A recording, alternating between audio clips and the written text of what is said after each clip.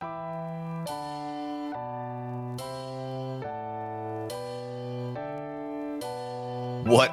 is good? We're back in the redraft streets.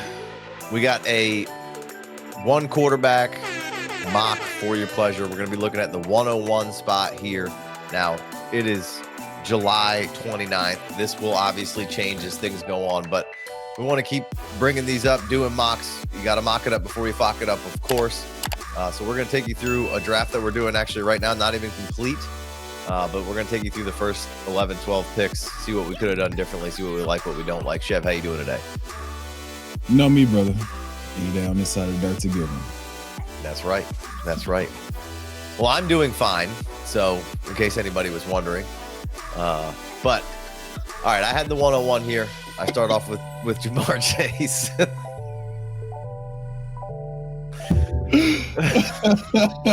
my bad.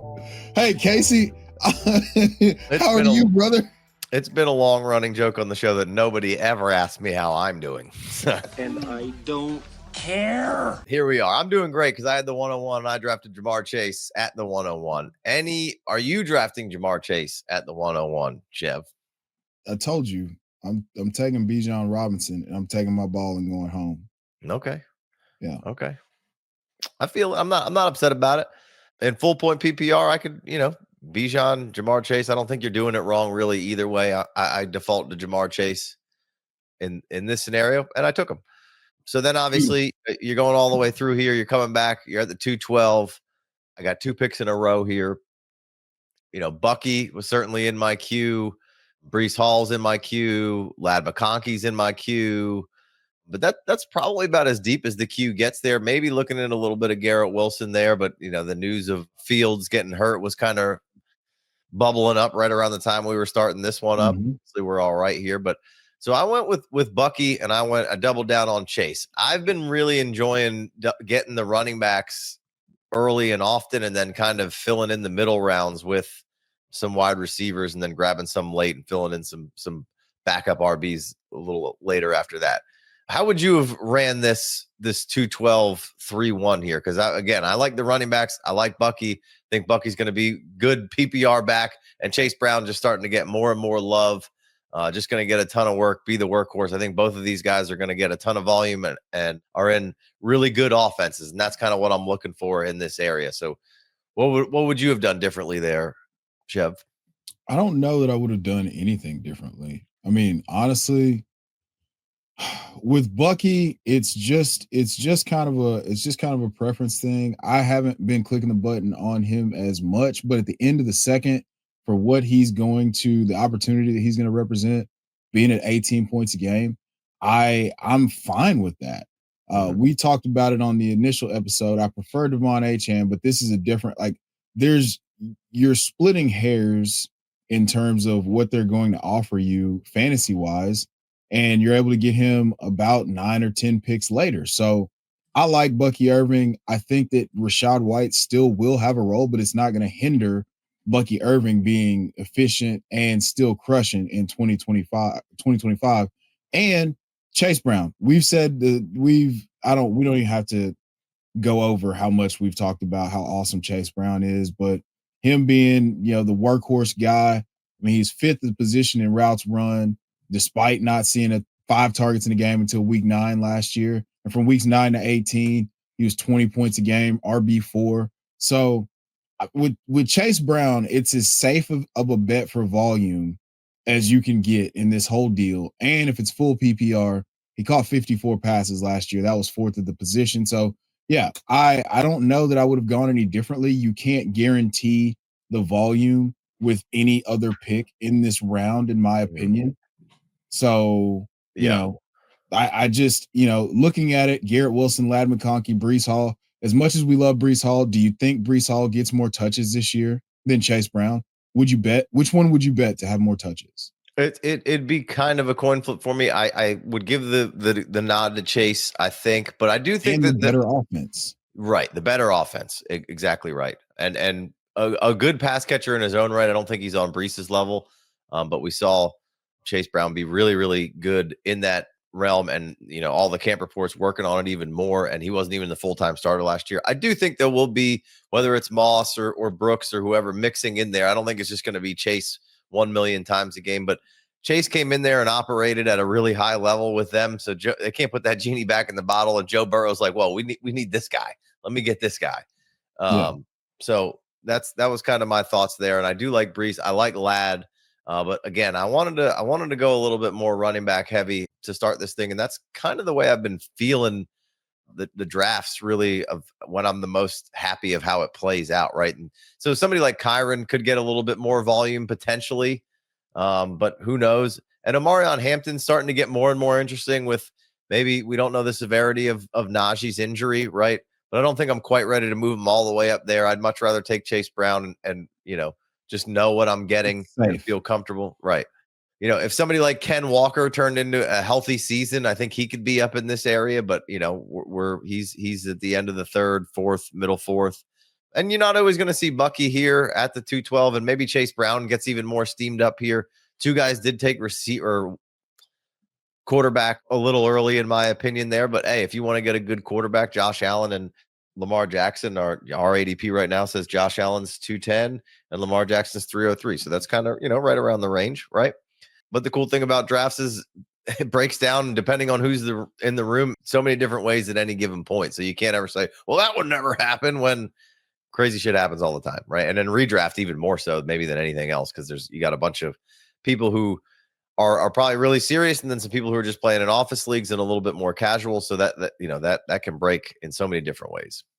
Yeah, this is, with the way that if this is a serious league that I'm really gonna invest time in, I definitely feel like I want to be heavy on the talent that in the running back pool early, and then capitalize on the value late. But yeah, I mean, you can choose your own adventure. There's still some tremendous value in the running back pool once you hit the 6th round.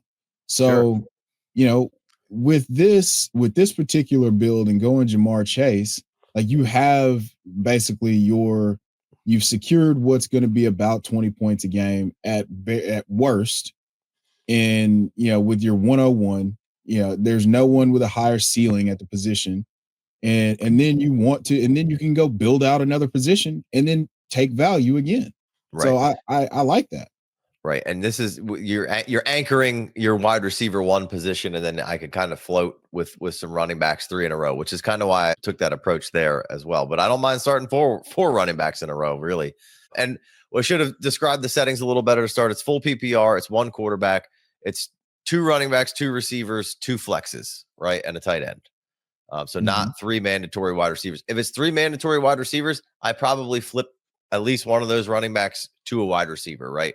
Because it's mandatory that you have to start 3 wide receivers. Now, those other 2 flexes come in, and you can flex some running backs, so it's not a huge deal. You can play a little gamble with the wide receiver, but I probably at least want 2 strong wide receivers to start off in the 3 wide receiver, right? Yes. Hey, real quick, if you're not in the free Discord channel, what are you doing? Come mock it up, because the F ain't for fuck it up. Yes, that changes the math. You then flip your build to where RJ Harvey is most likely, you like Zay Flowers. I prefer, George Pickens or JMO. Or one of those guys in that range. You're going to bump up potentially a round or so, and you'll take Tet, and then you'll take one of those guys at the turn. Right. So with this build. Yeah. All right. So that's good. We'll take us down to the 4-12, 5-1 turn. I take RJ Harvey here. Chuba had just gone. DK Metcalf had gone, who I like. Rashee Rice at the 4-6, and we already had the news there. So there's a little Rashee Rice sample for you. Devontae Adams is gone. The dip, baby. The dip. Oh yeah. We'll see what the suspension is, but yeah, 4th round Rashee down a round and a half or so, if not just 1 full round ish. I thought there'd be a little bit more. So I'll be interested to see what the next ADP set kind of drops for us there. But I like DK. I like Chuba coming in there. But then RJ Harvey comes in. He's the rookie. But there's a great pass catching floor there. We know what Sean Payton and the running backs target share is like. Last year, Javonte Williams had 11.6%, which was like tied for 7th overall out of all the running backs. There's been The 2 years ago, there was like 144 targets for the running backs. This past year, there was like 91 between two of them. So it's there. The PPR upside's there. That continues the PPR upside of these running backs right here, as well as potential workhorse roles. Not quite maybe as much as Chase Brown and Bucky Irving, but there's pretty big potential for Harvey to have a pretty solid, sizable role in this offense, whereas maybe not quote unquote workhorse, but the pass catching touches will make up for some of that stuff. So I go Harvey there, hoping that maybe in that sixth turn that I could get my guy Caleb Johnson or another rookie and Travion Henderson or something, maybe DeAndre Swift. And then I come down and I take my second receiver, which I took Tet, which maybe is a hair early. Let's see where he is in our ADP right now. Tet McMillan, 506. So not terribly early.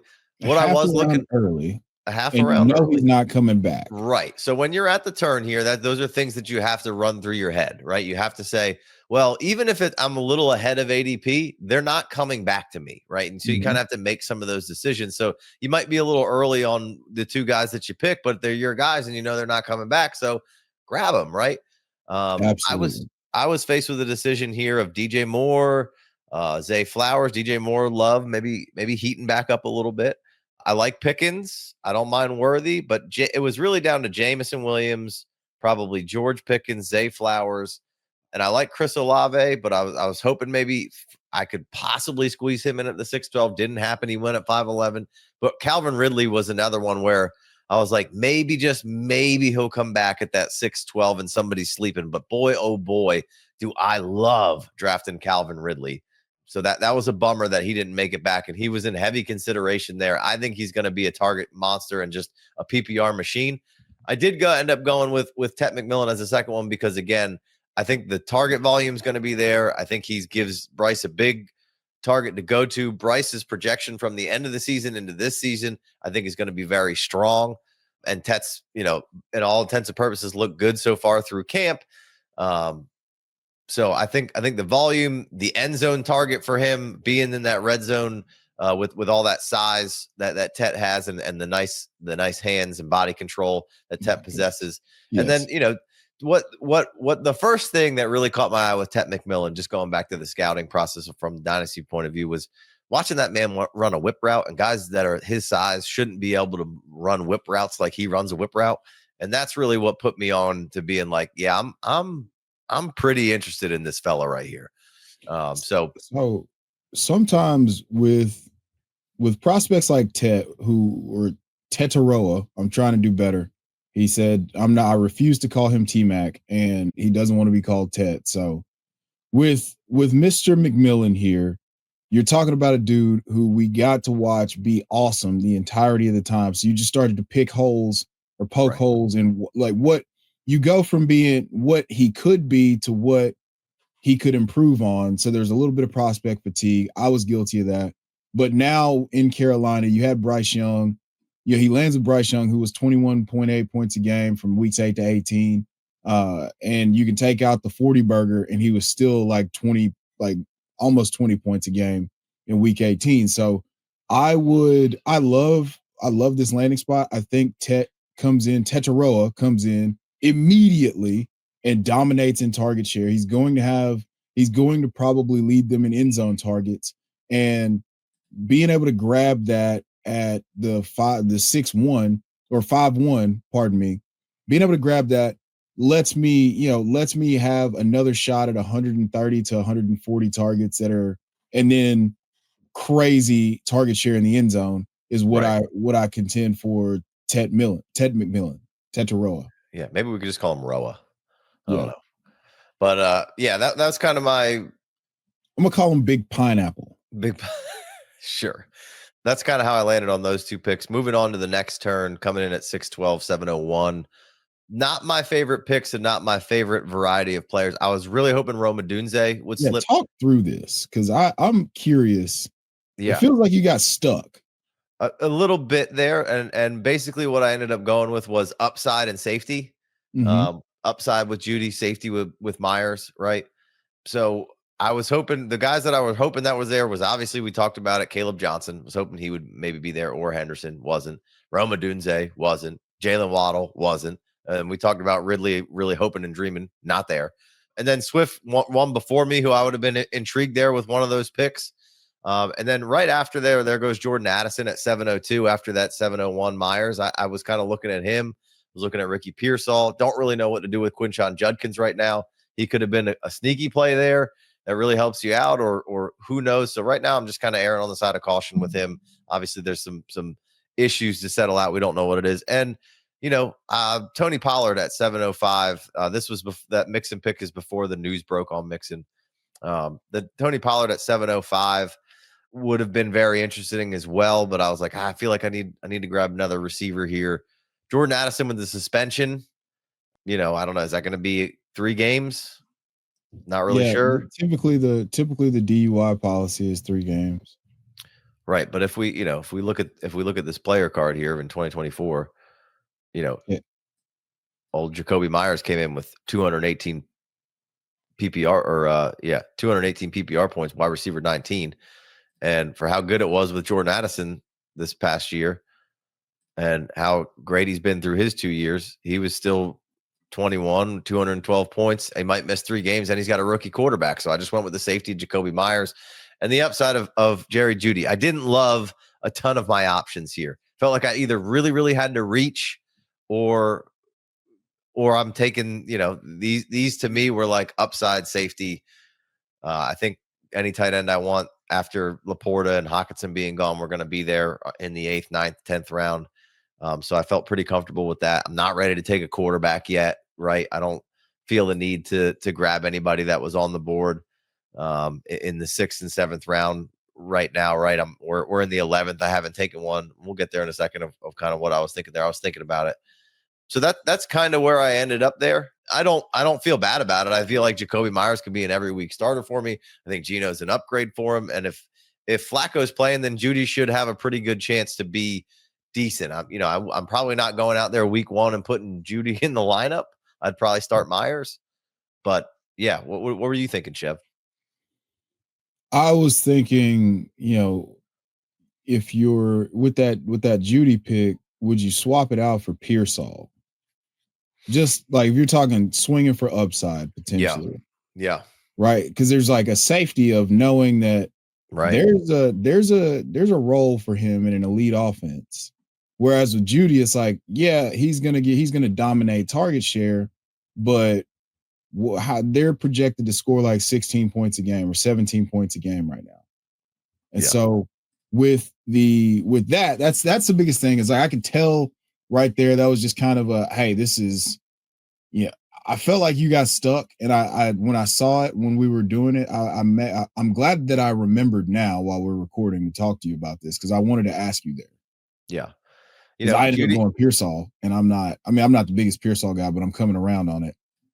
As time as things are unfolding.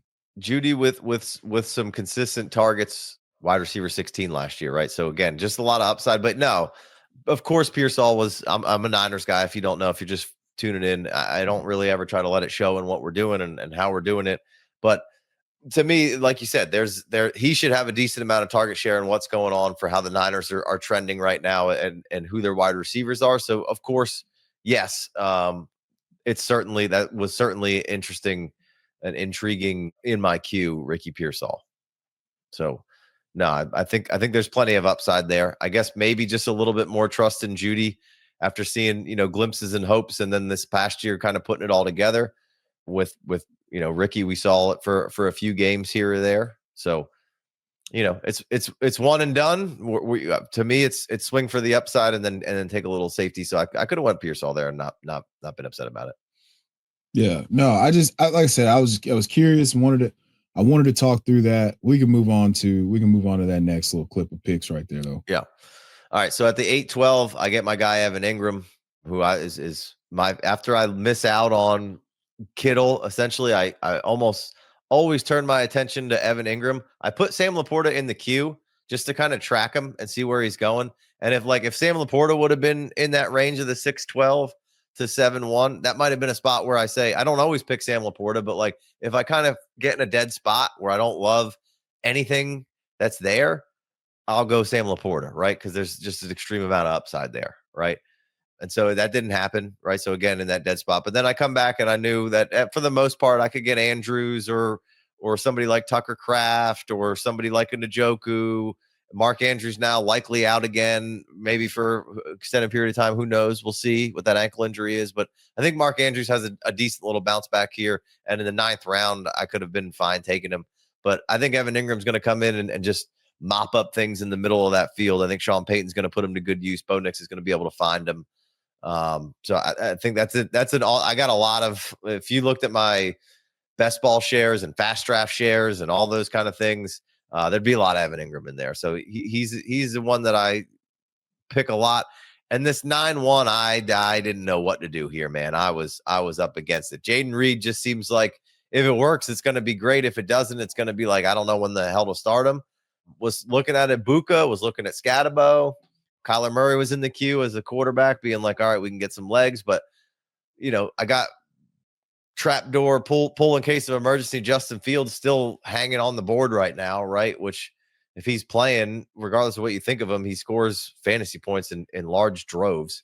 Mhm. Michael Pittman was certainly on the resume there for the Jaden Reed. Let's see who else would have been in there. Keon Coleman, I had in the queue as well. Those were kind of the guys that I was angling for and looking at, and really the one that I was the closest to clicking the button on right there was Jordan Mason. I thought long and hard about picking Jordan Mason, and then it was like upside of Jordan Mason's good, upside of Jaden Reed's good. I don't know, man. I guess I'm just going to click on another wide receiver, but I had made my mind up that I kind of wanted to take a running back there. Although I didn't end up doing it. Scatabo would have been fine. Mason would have been probably my top choice there. What do you think? Buka's a high upside, lot of fun pick. But now I got a lot of rookies, and that being said, I took Trey Harris with one of the next picks. But hey, I want to grab a chunk of rookies and see which ones pan out, and I think they can really help you out, right? So. I got Ted and Harvey in one round, and then I got old Trey Harris on the next turn there. So, what would have been your thoughts there at the 8-12 9-1 scenario? I see the vision. Obviously Evan Ingram, Joker role. Follow the paychecks too. They paid him a pretty penny for a tight end, so you would think that as long as he's healthy, he's going to have a tremendous role there. But then moving on to Jaden Reed, I was kind of surprised here. Mm-hmm. I was surprised here, but with the way that we've been discussing Emeka Egbuka, for you to remain steadfast on Jaden Reed and not go with the camp hype, that was a little surprising for me. Obviously, I love Keon. And Rashid Shaheed. I love those guys, but there's kind of a tier break to me in terms of what I feel like is continuing to be a lot of upside with Egbuka. And we've been in the trenches with Egbuka for a while. He's a professional.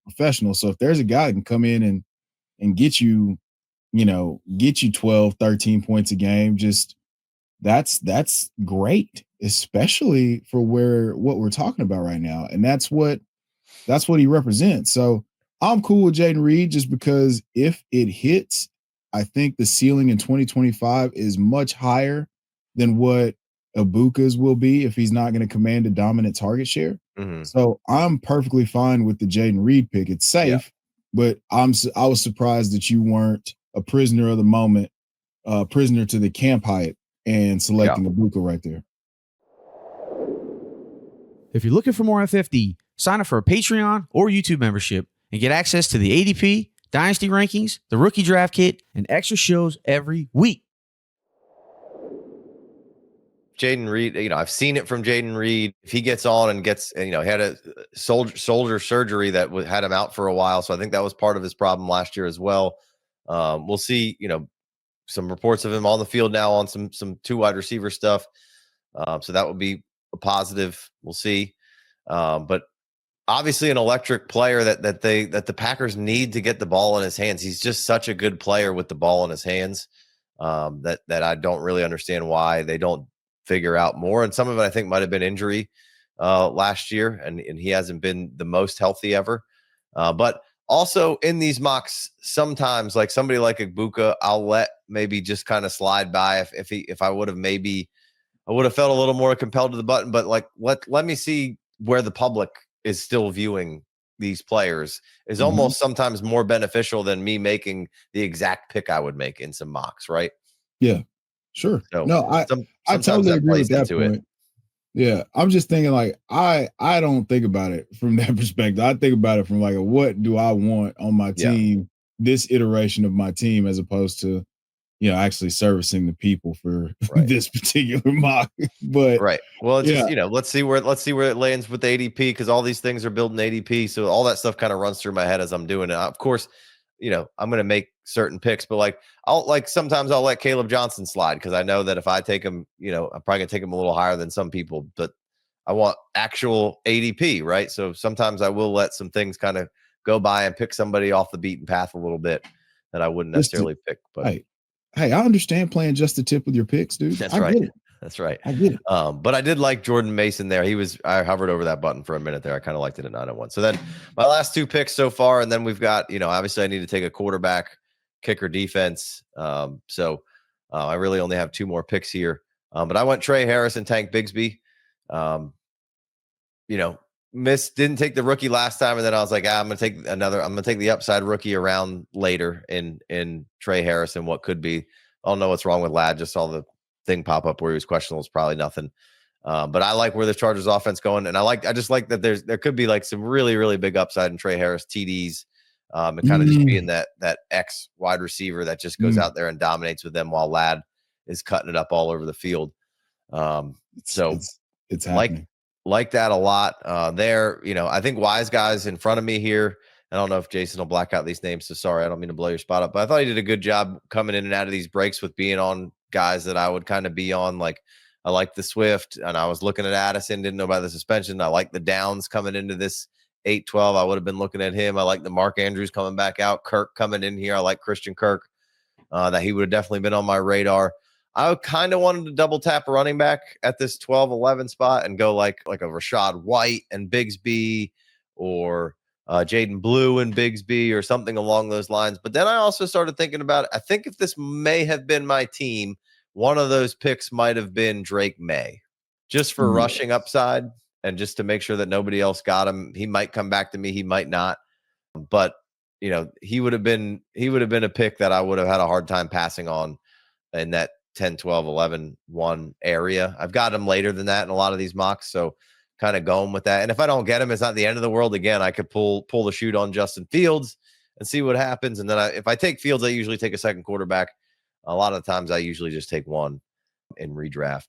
But I liked the idea of Bigsby, right? We talked about it in the last episode. He's outside of the top 100 picks or whatever, and really could pay dividends. I would have loved to get ETN and Bigsby, but maybe I can get Tootin a little bit later and have two. Basically, I just want to try to have 2 or 3 of the Jags backfield. I like what Liam Cohen can bring. I like what the run game can be. I like what they've done on the offensive line. Again, to really dive deep into some more Bigsby talk, check out the episode probably before this one, where we talk about handcuff or sleeper running backs that are destined to break out, of course. Because if we're talking about them, of course, they're destined to break out. But yeah, so that's kind of where I've ended up. I was kind of hoping that maybe Keon Coleman might make it back there. I like that Loveland pick right there. That's a fun kind of later round pick, and Warren went. Those are fun. I find myself picking Michael Pittman. I find myself picking Keon Coleman a little later. I like this Sharbs, but I would have, if I was this guy on the end, Houston at that 9-12 spot, I would have taken Charbonnet there. Or the 10-1, because I got Kenny Walker. Now I've locked up that backfield, and I think there's going to be a lot of fantasy points from the running back spot in that backfield. So that's a little duo I like to grab. I like your Tucker Kraft pick there at 11. If I miss out on Ingram, Tucker Kraft and Kincaid are my next two, or Andrews. So yeah, Tucker Kraft, I'm having some aggressive visions about what I think Tucker Kraft can do. And that's, but going back to your pick of Bigsby, we literally just talked about him on the episode, on the running back sleepers episode, and you picked him 3 spots ahead of his current ADP, which was, I believe, 11-4. in the FFD redraft ADP. So Correct. I am a big fan of the opportunity, and we don't know yet, but we do know that there's going to be something for Tank Bigsby. So being able to get him in the 11th round and the return on investment having the potential that it does, I love the pick there. I mean, yeah, I took Tucker Kraft, but if Bigsby is a value unequivocally, Yeah. where he's going. And I took Tucker Kraft like 7 picks later. Love it. Love it. All right, let's wrap this one up. We'll have plenty of live mocks. We'll have plenty of picks from all over the board here by the time drafting season is upon us. Like I said, we're not even in August yet, so things are going to change. But wanted to kind of give you an idea of where we were at, what we were doing, and we're going to bring you plenty more drafts from specific spots and plenty more live mocks and plenty more ADP reviews and talks and give you the changes. So make sure you're keeping it locked and loaded with FFD Fantasy over here on the channel. Be sure to like, subscribe. If you're listening on the pod, which I'm not sure if the podcast network is out yet, we're going to have FFD radio dropping. It's going to have all sorts of different stuff on it eventually. Some Devi, some redraft, some gambling stuff, all sorts of different shows. That's going to become the hub for the FFD and where you can find everything. Dynasty channel stays the same. Chev, got anything else for us? Yeah, go download the League Champ app. If you're so inclined to put rankings in and have a chance to win some money, do so. We're hoping to have it fully live and have your contest locked in. They will be locked in come September 4th, kickoff between the Cowboys and the Super Bowl champion Eagles. And then, as always, there's ball watchers and there's ball knowers. Assign yourselves accordingly. Have a good night. Peace.